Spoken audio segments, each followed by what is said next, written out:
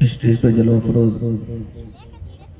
फिर तरीक़त रहबर राह शरीयत हज़रत अल्लामा मुफ्ती मोहम्मद इब्राहिम साहब मुजद्दिदी मिसबाही और मौलाना रिहान साहब, आप सामीन अस्सलामु अलैकुम व रहमतुल्लाहि ताला बरकातुहू। वालेकुम अस्सलाम व रहमतुल्लाहि व बरकातुहू।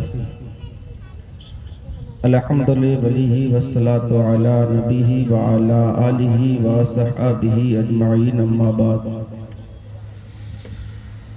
फ़अऊज़ु बिल्लाहि मिनश शैतानिर रजीम, बिस्मिल्लाहिर रहमानिर रहीम। लक़द मन्नल्लाहु अलल मुमिनीना इज़ बअस फ़ीहिम रसूला। सदक़ल्लाहु मौलाना अज़ीम व सदक़ रसूलुहुन नबीउल अमीनुल मतीनुल करीम व नहनु अला ज़ालिका लमिनश शाहिदीन व शाकिरीन अल्हम्दुलिल्लाहि रब्बिल आलमीन। दीवारों दर सजाओ, सरकार आ गए हैं। वाह बेशक सुभान दीवारों दर सजाओ, सरकार आ गए हैं।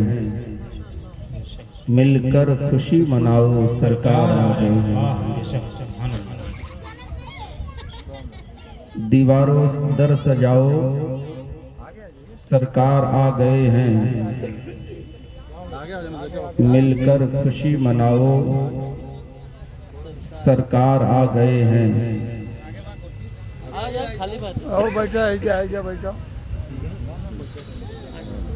दीवारों दर सजाओ, सरकार आ गए हैं। मिलकर खुशी मनाओ, सरकार आ गए हैं। सुन्नत है जिब्राइल की, बिदअत नहीं है ये। सुन्नत है जिब्राइल की, बिदअत नहीं है ये। झंडा हरा लगाओ, सरकार आ गए हैं। और बोले फरिश्ते दाई हलीमा की कान में, बोले फरिश्ते दाई हलीमा की कान में, मक्का शरीफ जाओ, सरकार आ गए हैं। आइए अपने नबी, पूरी कायनात के नबी, रहमत आलम नूर मुजस्सम सल्लल्लाहु तआला अलैहि वसल्लम के बारगाह में जी लगाकर झूम कर दुरूद पाक पढ़ने पड़ी। अल्लाहुम्मा सल्ली अला सय्यिदना शफीना हबीबना करीमना मौलाना मुहम्मद बारिक वसल्लम सल्लल्लाहु अलैहि सलातो व सलाम अलैहि या रसूलुल्लाह सल्लल्लाहु अलैहि वसल्लम। एक मरतबा और जी लगाकर अपने माँ बाप की तरफ से पढ़ लेते हैं। अल्लाहुम्मा सल्ली अला मुहम्मद वल करम वाली सल्लल्लाहु अलैहि सलातो व सलाम अलैहि या रसूलुल्लाह सल्लल्लाहु अलैहि वसल्लम। सल्लल्लाहु अलैहि वसल्लम। बहुत मुख्तसर से मैं बात अपनी कह कर गुजर जाऊंगा, घबराए नहीं। इंशाअल्लाह तबारक व तआला कुछ मिनट बयान होगा। एक दो शेर नाते पाक के समात फरमा लें, फिर इंशाअल्लाह तबारक व तआला।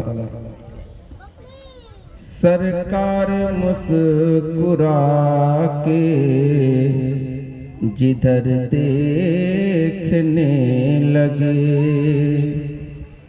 सरकार मुस्कुरा के जिधर देखने लगे। सरकार मुस्कुरा के जिधर देखने लगे। अरे रहमत मेरे खुदा की, अरे रहमत मेरे खुदा की उधर देखने लगे। वाह और बेशक सुभान ख्याल पाकीज़ा हो तो इंशाअल्लाह तबारक व तआला कहाँ से आदमी कहाँ पहुँच जाता है। सोच अच्छी होनी चाहिए। शायद मेरे तख़य्युलात का आलम न पूछिए। नहीं मदीना गए तो कम से कम मदीना के बारे में सोच तो सकते हैं ना। मेरे तख़य्युलात का आलम न पूछिए, मेरे तसव्वुरात का आलम न पूछिए। मेरे तसव्वुरात का आलम न पूछिए। अरे घर बैठ के हुजूर का, घर बैठ के हुजूर का घर देखने लगे। नारे तकबीर, नारे रिसालत, सरकार की आमद, हुजूर की आमद, पुरनूर की आमद, नारे तकबीर, नारे रिसालत। मेरे तसौरात का आलम न पूछिए, अरे घर बैठ के हुजूर का घर देखने लगे। घर मेरे तसौरात का आलम न पूछिए, अरे घर बैठ के हुजूर का घर देखने लगे। मेरे तसौरात का आलम न पूछिए, अरे घर बैठ के हुजूर का घर देखने लगे। और मिलत के लोगों, जब सिदरा पे अल्लाह के रसूल सल्लल्लाहु अलैहि वसल्लम पहुंचे तो जिब्रील ने कहा, या रसूलल्लाह यही हमारी सरहद है, इसके बाद मैं नहीं जा सकता। या रसूलल्लाह सल्लल्लाहु अलैहि वसल्लम यहाँ से हमारी आगे एंट्री नहीं है। तो अल्लाह के रसूल सल्लल्लाहु अलैहि वसल्लम वहां से भी आगे निकले। अब सुने, सिदरा से आगे जब बढ़े सरकार के कदम, सिदरा से आगे जब बढ़े सरकार के कदम, सिदरा से आगे जब बढ़े सरकार का कदम,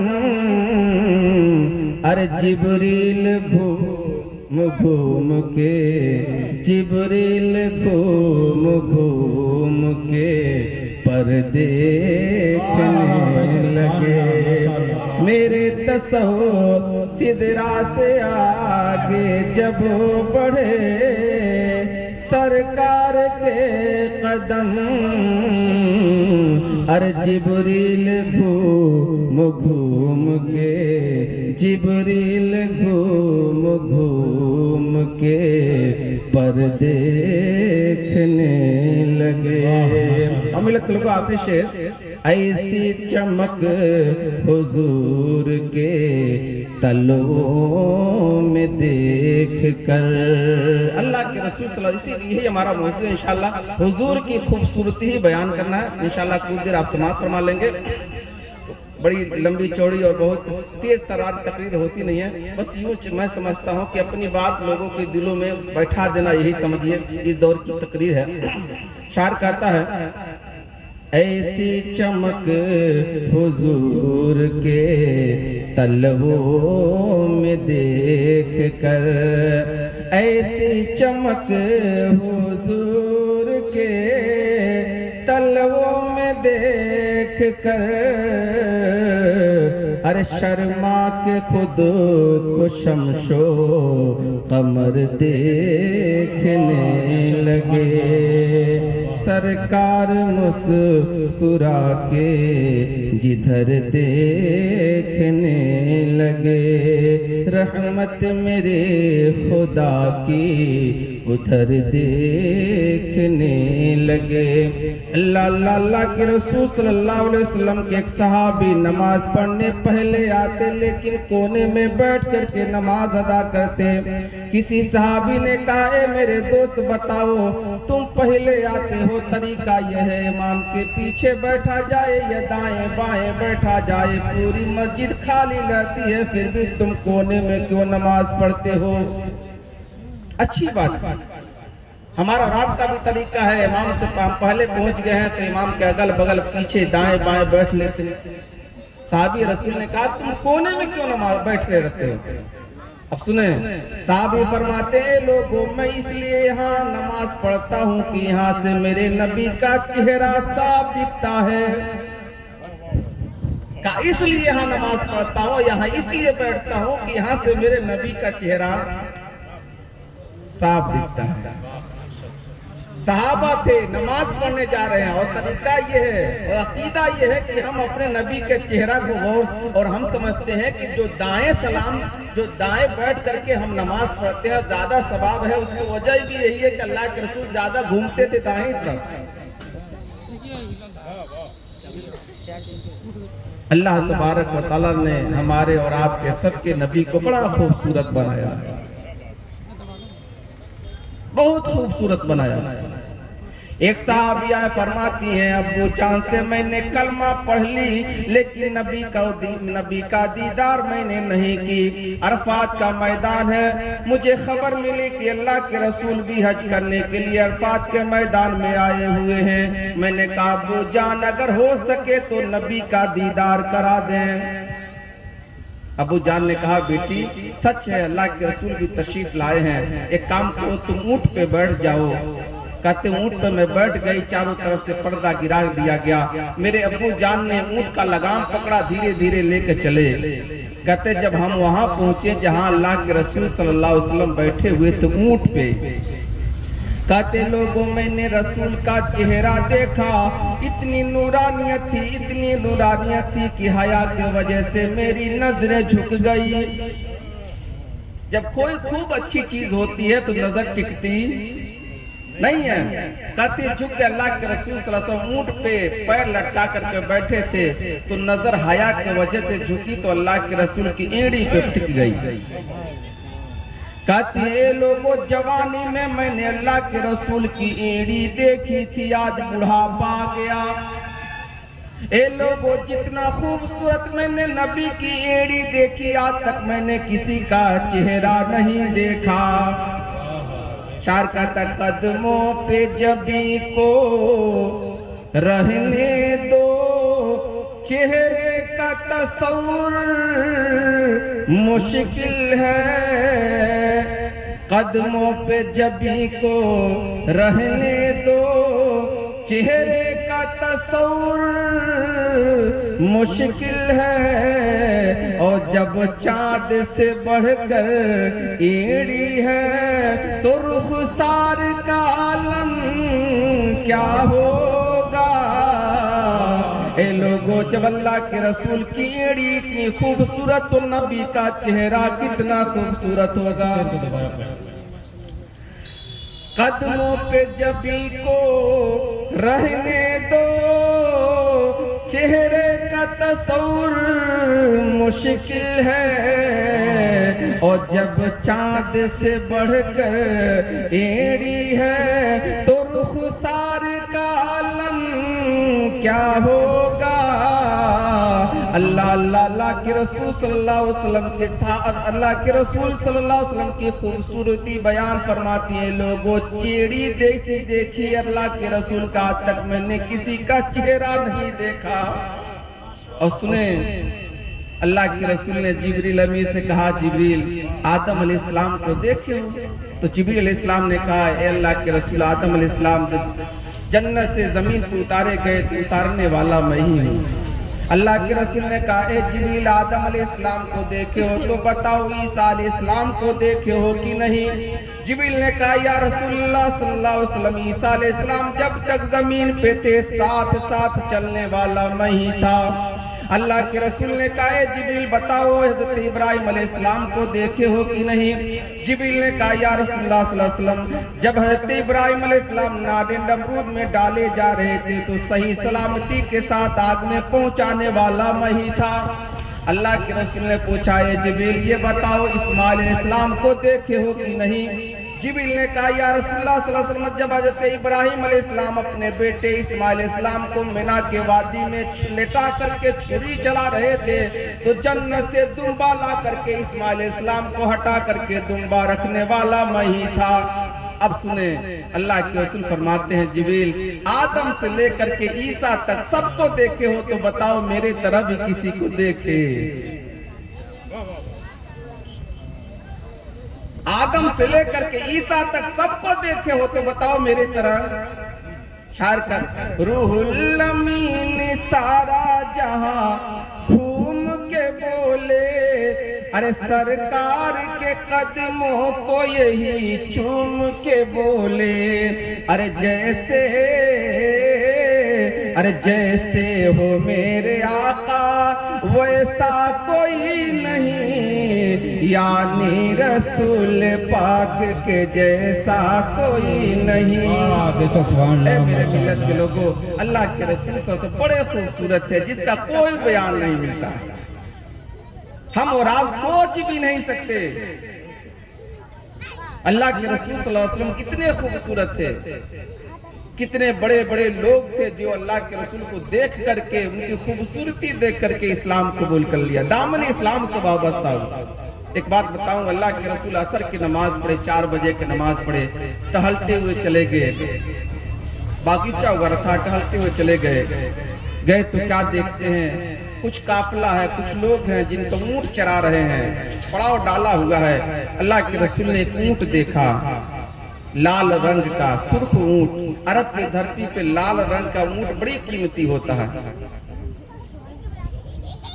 अल्लाह के रसूल ने कहा, ए लोगों, किसका ये ऊंट है? कुछ लोग इकट्ठा हो गए। अल्लाह के रसूल ने कहा, क्या तुम बेचोगे? अब बेचना था कि नहीं बेचना था? अल्लाह के रसूल ने कहा, तो कहाँ बेचेंगे? अल्लाह के रसूल ने कहा, मैं बात तय हो गया। अल्लाह के रसूल ने कहा, एक काम करो, मैं खरीदने की नीयत से नहीं आया, टहलने की नीयत से आया था। एक काम कर दो, मेरे पास पैसे नहीं है, ऊंट लेकर के जाता हूँ, जा करके पैसे भिजवा दूंगा। सबों ने कहा ठीक है। अल्लाह के रसूल ने ऊंट का लगाम पकड़ा, चल दिए मदीना तक। अब जितने लोग थे सारे लोग अल्लाह के रसूल को देखते रहे। अल्लाह के रसूल जब चलते रहे, जब नजरों से ओझल हो गए तो सब दिल पे हाथ रख कर बैठ गए। होता यह है, जब नकद सौदा लिया जाता है तो अता पता नहीं पूछा जाता, लेकिन जब उधार सौदा लिया जाता है या दिया जाता है तो पूछा जाता, भाई तेरा नाम क्या है, रहता कहाँ है, तुम्हारा घर कहाँ है? अब उसमें से एक ने कहा कि भाई, एक आया हमसे ऊंट उधार ले गया, हमने एक मर्तबा उसका नाम तक नहीं पूछा। दूसरे ने कहा, कैसे पूछते यार, जब वो बात करता था और जो मुस्कुराता था ना, हम तो उसकी मुस्कुराहट ही में गुम थे। एक ने कहा, यार जब वो बात करता था, जब बात करता था तो उसके दांतों की चमक सामने वाली पहाड़ पे पड़ती थी, हम तो उसकी बातों में गुम थे। एक ने कहा, यार इतनी खूबसूरत आंख वाला था, आंख इतनी खूबसूरत थी, उसकी आंखों में हम गुम थे। इतने में एक ने कहा, यार एक आया और ऊंट हथिया के लेके चला गया, हम पूछे तक नहीं, इतना सुनना था। उस काफिले के सरदार की औरत खेमे में बैठी हुई थी, पर्दा हटा, कहा, खबरदार अगर तुमने उसके बारे में कुछ कहा तो, अगर वो पैसा नहीं देने आया तो मैं उसका जामीन हूं, मैं पैसा दे दूंगी। लोगों ने कहा, क्या तुम्हें जानती है उसको? कहा, वल्लाह मैं भी नहीं जानती। कहा, फिर जानती नहीं तो जमानत किस चीज की देती है? कहा, लोगों जब तुम बात कर रहे थे तो मैं पर्दे के पीछे से मैंने उस हसीन चेहरे वाले का चेहरा देखा, इतना खूबसूरत चेहरा रखने वाला झूठा हो ही नहीं सकता है। कहते हैं लोगों अभी ये बात ही कर रहे थे, हजरत अली, हजरत उमर फारूक पैसा भी लेकर के आए, खजूर लेकर, कहा ये खजूर खाओ, ये पैसा ले लो। जितने लोग थे उन्होंने कहा, हम पैसा बाद में लेंगे, खजूर बाद में खाएंगे, पहले बताओ तो जरा वो सोडा रहता कहाँ है? हैते अली ने कहा, यही सामने उसका डेरा है, सामने उसका बसेरा है। ए लोगों, सारा काफिला उठा और मेरे नबी को खूबसूरती पे कुर्बान होकर के इस्लाम के दामन में वाबस्ता हो गए। ये मेरे नबी की खूबसूरती है। अगर उनके हर आदाब अगर बयान किया जाए तो महीनों बीत जाए, लेकिन कम को बयान नहीं किया जा सकता।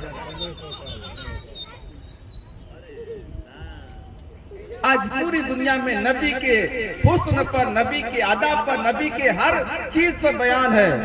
अब बयान जश्न मनाया जा रहा है। अल्लाह तबारक व तआला हमारा और आपका बैठना कबूल फरमा ले। ए मेरे मिल्लत के लोगों, अल्लाह तबारक व तआला बड़ा करीम है।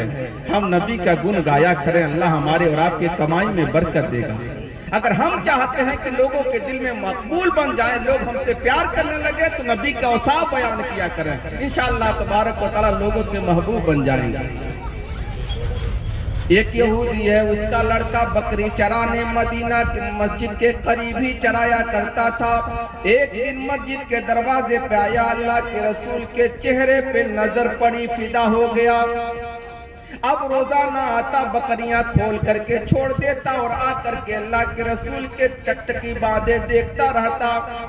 किसी ने खबर दिया यहूदी से कि देख तेरा बेटा बकरी चराने तो जरूर जाता है, लेकिन मुसलमानों के नबी पर फिदा हो गया, अब वो चाहता है कि उन्हीं पर कुर्बान होना।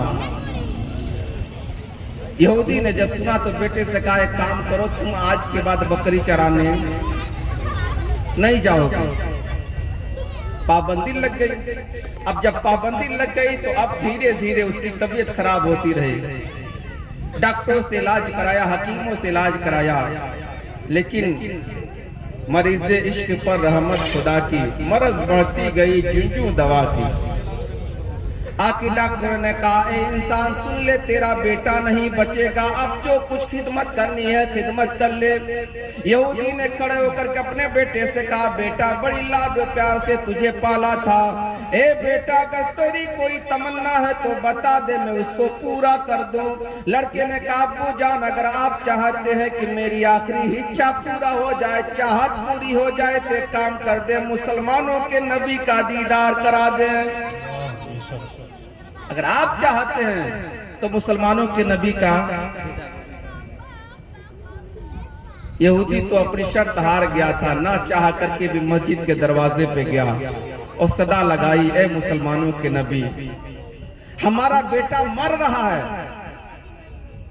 आप एक काम कर दें, चल करके आप देख ले, मेरे बेटे की ख्वाहिश यही है। अल्लाह के रसूल सल्लल्लाहु अलैहि वसल्लम सहाबा से फरमाते हैं, चलो दीवाने से मिलते हैं। अल्लाह के रसूल भी गए और सहाबा भी गए, और जैसे वहां पहुंचे आंखें बंद थी, गोया अल्लाह के रसूल सल्लल्लाहु अलैहि वसल्लम जब आवाज लगाई, आंखें खुली, उस लड़के ने कहा, या रसूलुल्लाह सल्लल्लाहु अलैहि वसल्लम, हम आपके हुस्न को देख करके हम आप पर पैदा हो गए।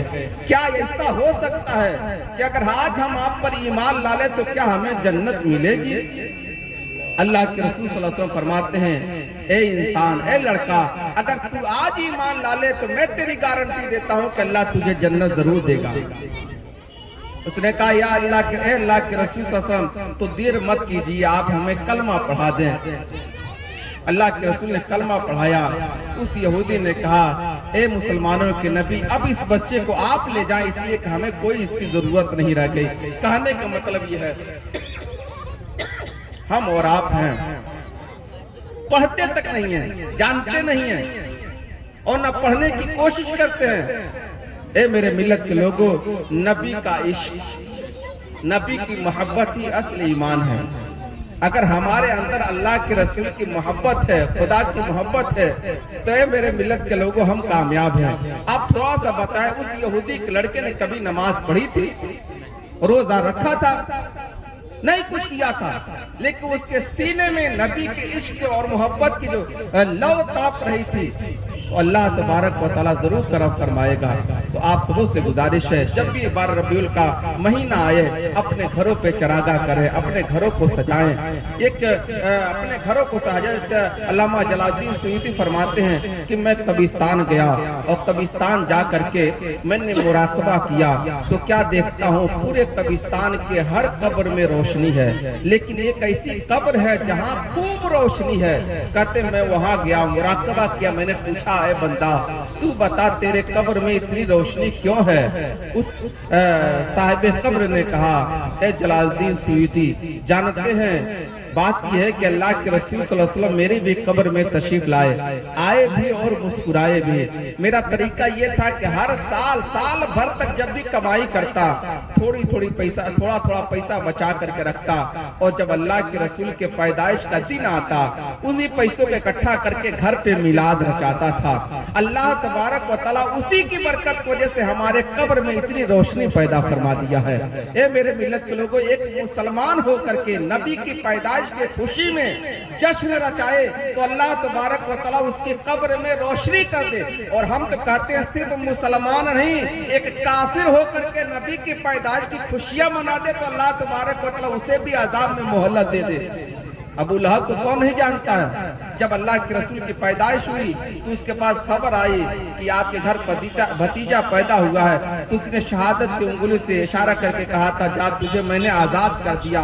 मरने के बाद किसी ने ख्वाब में देखा तो पूछा क्या हाल है? उसने कहा कि सोमवार के दिन मुझे इसी उंगली में अल्लाह तबारक व तआला शहद पैदा कर देता है, पानी पैदा कर देता है, जिससे मैं चूसता हूँ तो मुझे राहत महसूस होती है। ए मेरे मिल्लत के लोगों, नबी को नबी जान करके नहीं, उसने अपना भतीजा समझ करके अपने गुलाम को आजाद किया था, तो अल्लाह तबारक व तआला उसके कब्र में एक दिन आजाब में कमी कर सकता है। तो ये मेरे मिल्लत के लोगों, हम तो जश्न मनाते हैं नबी को नबी जान करके और ईमान ला करके। तो ये मेरे मिल्लत के लोगों, क्या हमारे और आपकी कब्र में हमारे और कब्र में इंशाअल्लाह तबारक व तआला राहत नहीं मिलेगी? इंशाअल्लाह जरूर मिलेगी। हम और आप सभी को चाहिए इस रबीउल के महीने में घर को सजाएं, घर पे चरागा करें और इंशाअल्लाह तबारक व तआला गरीबों को खाना खिलाएं, लोगों को खाना खिलाएं।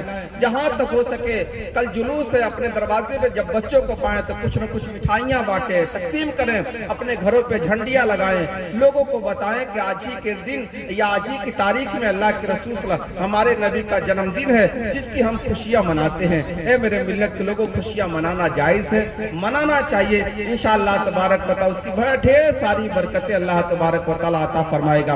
और साथ ही साथ मेरे मिल्लत के लोगों, नमाज का एहतमाम करें, नमाज पढ़ें, हम और आप नमाज पढ़ें। जैसे अल्लाह के रसूल सल्लल्लाहु अलैहि वसल्लम से अल्लाह के रसूल सुबह वुजू के लिए आपने कहा उठे तो एक सहाबी थे, वो आए तो पानी भर के दिया। अल्लाह के रसूल ने कहा एक काम करो, मांगो, क्या मांगते हो? उन्होंने कहा या रसूलुल्लाह सल्लल्लाहु अलैहि वसल्लम, मांगता ये हूँ कि जन्नत में भी आप ही के करीब रहा करूं। अल्लाह के रसूल सल्लल्लाहु अलैहि वसल्लम फरमाते हैं एक काम करो, तुम सजदों से हमारी मदद करना। ये नहीं कहा कि तुमको जन्नत दे देता हूं, अल्लाह के रसूल ने फरमाया कि सजदों से मेरी मदद करना। को या अल्लाह के रसूल से फरमाते हैं कि तुम एक काम करो, इबादत भी करते रहो ताकि तुम हमारे करीब आने की इंशाअल्लाह तबारक व तआला तुझे तौफीक अल्लाह तबारक व तआला दे देगा। कहने का मतलब ये है कि हम मिलाद रचाते हैं, सब कुछ करते हैं, लेकिन हम नमाज का भी एहतमाम करें। आज मुफ्ती साहब किसी के पास कोई फोन करता है जिसका जहां अब तक पकड़ है, स्कूल में कोई फोन कर दिया, अगर उसके कोई जान पहचान तो कहता है कि हमारा लड़का थोड़ा सा सोच लगा दीजिए। अच्छा, जो बच्चा कुछ न पढ़ा हो, कुछ न लिखा हो, तो उसको सोच लगाता है, कुछ न पढ़ा। हाँ, एक होता है कि अच्छा पढ़ा भी, अच्छा लिखा, थोड़ी सी कमी है तो वहां सोच लगा दिया जाता है। ए मेरे मिल्लत के लोगों, अल्लाह के रसूल सल्लल्लाहु अलैहि वसल्लम फरमाते हैं नमाज मेरी आंखों की ठंडक है, जो भी मेरा उम्मती पढ़ता है तो मेरी आंखों को ठंडक महसूस होती है। कौन आशिक रसूल है जो ये नहीं चाहेगा कि हम अपने महबूब को आंखों को ठंडक पहुंचा दें? तो ए मेरे मिल्लत के लोगों, अल्लाह तबारक व तआला की बारगाह में झुका करें, नमाज़ का एहतमाम करें। अल्लाह तबारक व तआला बड़ा करीम है, नमाज पढ़ेंगे, दुआ करेंगे, इंशाअल्लाह तबारक व तआला हमारे और आपकी कमाई में अल्लाह बरकत देगा। जानते हैं वो एक सज्जा जिसे तू गिरा समझता है, हजार सजदों से देता है आदमी को निजात। उस रब के बारगाह में झुक करके रोया करें, गिड़गिड़ाया करें, रब से मांगा करें तो अल्लाह तबारक व तआला इतना देगा कि कोई। लेकिन अफसोस अदब हम खुद रब तबारक व तआला से नहीं कहते, इनसे उनसे कहते थोड़ा दुआ कीजिएगा, थोड़ा दुआ कीजिए, थोड़ा दुआ कीजिएगा। नहीं मेरे मिल्लत के लोग, नमाज पढ़ा करें, दुरूद शरीफ पढ़ा करें, इबादत किया करें, झूठ गीबत तमाम चीजों से बचा करें। इंशाअल्लाह तबारक व तआला अल्लाह तबारक व तआला हमें और आपको कामयाब फरमाएगा। एक चीज बताए फिर अपनी तकरीर खत्म कर, दूसरे का हक मत लिया गया, दूसरे का नहीं। अल्लाह के रसूल सल्लल्लाहु अलैहि वसल्लम 4 बजे की नमाज के बाद बैठे हुए थे, सहाबा भी आए और सारे लोग बैठे, सहाबा भी आए और सारे लोग आकर के अल्लाह के रसूल से मुसाफा करने लगे, दस्तबोसी करने लगे। तो अल्लाह के रसूल सल्लल्लाहु अलैहि वसल्लम के पास एक सहाबी आए जो जसीम थे, शरीर भारी था, लकड़ी का चप्पल पहने, जूता पहने थे, लकड़ी खड़ाऊ पहने थे। अल्लाह के रसूल सल्लल्लाहु अलैहि वसल्लम के पैर पर बेख्याली में रख दिया पैर, और ऐसे झुकरे होता है, जब बड़े बुजुर्ग लोग आते हैं तो हम मुसाफा करने के लिए बहुत जल्दी जल्दी करते हैं, तो बेख्याली में किसी का पैर दब जाता है। तो अल्लाह के रसूल को जब तक बर्दाश्त हुआ, तो अल्लाह के रसूल सल्लल्लाहु अलैहि वसल्लम जब बर्दाश्त नहीं हुआ तो लकड़ी, आखिर उम्र में अल्लाह के रसूल ने लकड़ी का इस्तेमाल किया था, जिसको असा कहल। बाहर कई जगह मस्जिदों में देखे होंगे, जब इमाम खुतबा के लिए खड़ा होता है तो एक लकड़ी लेकर खड़ा होता है। वो अल्लाह के रसूल से आखिर उम्र में ऐसा इस्तेमाल किए थे, हालांकि हम अपने यहाँ नहीं रिवाज नहीं पाए। तो अल्लाह के रसूल लकड़ी उठा करके उनके पेट में ऐसे लगा करके कहा, अब तो हट जाओ। जैसे कहा कि अब तो हट जाओ, तो जब उन्होंने नीचे देखा ना तो उनके होश हो गए, रोते हुए चले गए, अपने खेमे में गए, रात भर रोए। सुबह अल्लाह के रसूल सल्लल्लाहु अलैहि वसल्लम बुलाते हैं, आए। दिल बार बार धड़कता था कि मालूम नहीं अल्लाह के रसूल के मैंने बेख्याली ही में गुस्ताखी कर दिया है कि अल्लाह तबारक व तआला इसके बारे में आयत ना नाजिल फरमा दिया हो। आए अल्लाह के रसूल ने कहा कि मैं तुझे कल ही बुलाता, लेकिन बात यह है तुम भी थके हुए थे, मैं भी थका हुआ था। आज मैंने तुझे बुलाया और सिर्फ इसलिए बुलाया है कि काम करो। कल तुमने मेरे पैर पे अपना पैर रख दिया, बड़ी तकलीफ हुई, बड़ी तकलीफ हुई, लेकिन मैंने अपने पैर तुम्हारा पैर हटाने के लिए मैंने लकड़ी का इस्तेमाल किया। ए मेरे सहाबी, अगर उस लकड़ी को तेरे पेट में लगाने पे अगर तुझे तकलीफ हुई ना तो मुझे माफ कर।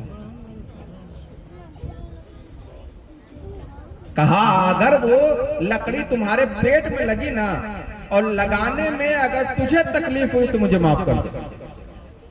कहते हैं कि पहले तो मैं खुद रोता था, लेकिन अब जितने खेमे में बैठे थे सब रोने लगे। मैंने हाथ जोड़ के कहा, या रसूल अल्लाह, आपके लकड़ी लगाने से मुझे तकलीफ नहीं हुई। अल्लाह के रसूल कहते हैं नहीं, तुम मेरा अदब एहतराम की वजह से तुम कहते हो नहीं। कहा नहीं या रसूलुल्लाह सल्लल्लाहु अलैहि वसल्लम। अल्लाह के रसूल ने कहा एक काम करो, मेरे पास 70 ऊंट मिला है, तुम इसको रख लो। अब कह दो कि या रसूलुल्लाह मैंने माफ कर दिया। 70 ऊंट मेरे पास है, उसको तुम रख लो और अब कह दो या रसूलुल्लाह सल्लल्लाहु अलैहि वसल्लम मैंने आपको माफ कर दिया। कहते ना चाह करके भी मैंने वो कहा या रसूलुल्लाह, वो मैंने ले लिया, लेकिन या रसूलुल्लाह मुझे कोई तकलीफ नहीं थी, फिर भी आप कहते तो मैंने माफ कर दिया। ए मेरे मिल्लत के लोगों, आज हमारे पास पावर रहता है, बच्चे रहते हैं, हमारे पास थोड़ा सा सोच रहता तो हम कहते जाओ, जिसको तुम चाहते हो बुला लो, सुप्रीम कोर्ट से हाई कोर्ट तक लड़ लो, लेकिन मैं तुझे नहीं दूंगा। कितने लोगों का माल हाथ लेते हैं, कितने लोगों को सताते हैं, और जब मर जाता है तो इमाम साहब खड़े होकर कहते हैं कि भाई लोग इनको थोड़ा सा माफ कर दीजिएगा। अरे मजा तो तब आता कि हम जानते हैं हमने किसी का हड़पा है, मस्जिद में खड़े हो जाते और कहते भाई आज मैं जिंदा हूँ, अगर तुमसे कुछ लिया हूँ ना जाने में तो काम कर दो, या तो हमसे ले लो या माफ कर दो। अल्लाह के रसूल सल्लल्लाहु अलैहि वसल्लम बुखार का आलम है, उठा नहीं जाता। अल्लाह के रसूल ने बिलाल से कहा जाओ मदीने में ऐलान कर दो कि सब लोग मस्जिद में आ जाएं। सारे लोग मस्जिद में इकट्ठा हो गए। अल्लाह के रसूल सल्लल्लाहु अलैहि वसल्लम 2 लोगों का सहारा लेकर खड़े हुए, या लकड़ी का सहारा लेकर खड़े हुए। आपने कहा क्या मैंने कभी झूठ बोला है? सहाबा ने कहा या रसूलल्लाह मेरे माँ बाप आप पे कुर्बान, आपने झूठ नहीं बोला। कहा चोरी किया है, डकैती किया है, या किसी का माल हड़पा है? सबों ने कहा नहीं। अल्लाह के रसूल ने कहा एक काम करो, जिसका मैंने कुछ तकलीफ दिया हो तो एक काम कर दो, मुझसे या तो बदला ले लो या मुझको माफ कर दो। एक सहाबी थे, उन्हें वो खड़े हुए कहा या रसूलल्लाह फला जंग में हम जा रहे थे, आपके हाथ में कोड़ा था, अल्लाह के रसूल उस कोड़े से हमारे पीठ पे कोड़ा लगा, तो या रसूलल्लाह हम चाहते हैं आपसे बदला लेना, हम चाहते हैं आपसे बदला लेना। तो अल्लाह के रसूल ने कहा ए बिलाल जाओ, कोड़ा मेरी बेटी हजरत फातिमा जहरा के घर है, लेकर आओ। एक सहाबी खड़े उन्होंने कहा ए मेरे दोस्त एक काम करो, एक कोड़ा के बदले तुम 10 कोड़ा मार लो, लेकिन नबी को मत। किसी ने कहा 100 कोड़ा मार लो, लेकिन नबी को न मारो। तो सहाबी रसूल ने कहा नहीं, कोड़ा अल्लाह के रसूल ने से लगा है तो हम अल्लाह के रसूल ही को कोड़ा मारेंगे। ऐ मेरे मिल्लत के लोगों, कहने का मतलब ये है आज मुफ्ती साहब पे कोई अगर हाथ उठा दे तो हम उसको जान से मार डालें, अगर कोई नीचे उठाए तो हम उसके लिए खड़े हो जाते हैं। अल्लाह के रसूल सल्लल्लाहु अलैहि वसल्लम नबी हैं, नबियों के नबी हैं, सारे सहाबा हैं, लेकिन अल्लाह के रसूल ने कहा कि उसको बदला लेने दो। हमें और आपको दर्श दिया, लोगों अगर कोई गरीब है ना, हमने उसको सताया है और हमसे हक मांगता है तो हक दे देना चाहिए, पावर मत दिखाना चाहिए। अल्लाह के रसूल फरमाते हैं कयामत के दिन अल्लाह उसके साथ होगा जिस पर जुल्म हुआ है और फरमाएगा ए बंदे आज तू बता इसके साथ क्या करना है। हम तो आसान समझ लिए हैं। हजरत मूसा अलैहिस्सलाम के जमाने में एक बांदे को 70 साल रोजा रखा और 70 साल रात में इबादत किया। किसी ने सपने में देखा क्या हाल है, कहा 70 साल इबादत किया, 70 साल रोजा रखा, आज रब फरमाता है कि नहीं तुझे जन्नत नहीं मिलेगी। मैंने कहा ए पाक परवरदिगार क्यों नहीं मिलेगी?